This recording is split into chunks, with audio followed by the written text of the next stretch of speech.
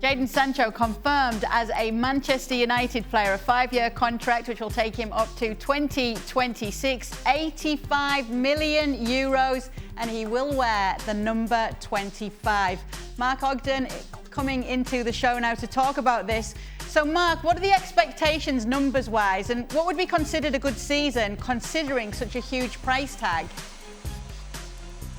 Well, I think Sancho has to come in and just make United more, as I say, sharper around the penalty area, create more chances with the likes of Cavani and Rashford. I just think he gives them the penetration down the right they've not had for a good while. And obviously, he's a top-class player. We didn't see enough of him during the Euros. I don't think England used him to his full potential. But you look at his record in Germany with Dortmund and the Champions League. He's fantastic. He creates chances. He causes problems for the opposition. So I think that Ole Gunnar Solskjaer will expect him to score goals, but I think he'll expect him to create probably more, because that's what his strength is. He will get at teams, he will get behind defences, and I just think he'll make United a much more destructive team going forward. So I think it's a big signing for Man United. It's taken a long time, but it's one that they've actually needed for a good period of time now. Jan, how much does he actually elevate the ambition and the title aspirations, shall we say, of Manchester United, he alone? Well, it's an interesting question. What should Sancho do for Manchester United? I think they have to get closer to titles. That is what Manchester United is all about.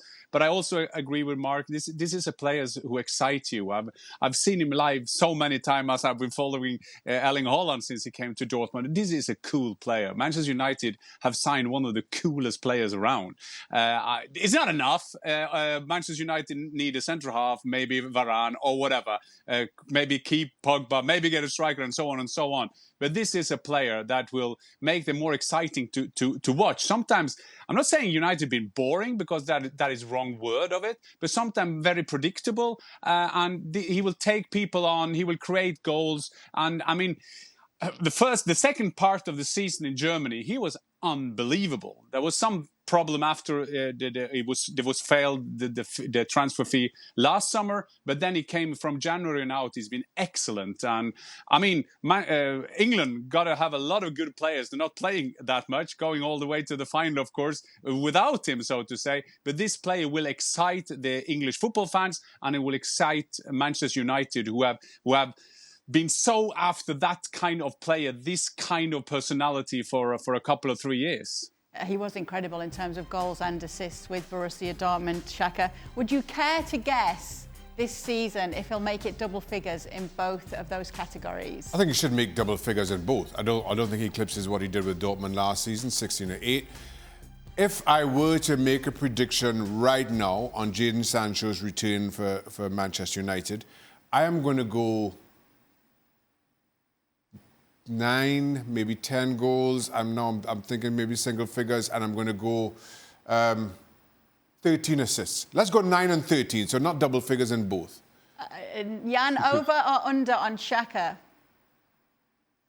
Well, that depends, doesn't it? I mean, you need someone to, if you're going to do assists, you need someone to score the goals as well. When Özil was at Real Madrid, it was easy, just put the ball behind, not easy, but behind the back four, and Cristiano Ronaldo would score the goals. But I think that we will get double figures. I mean, that is in both, and he will create chances. Old Trafford is built for this kind of player. So I will go over Shaka on this one. Oh, nice. I thought he was going to sit on the fence there. So did I. Good stuff. Mark, do you care to No, weigh in on never it?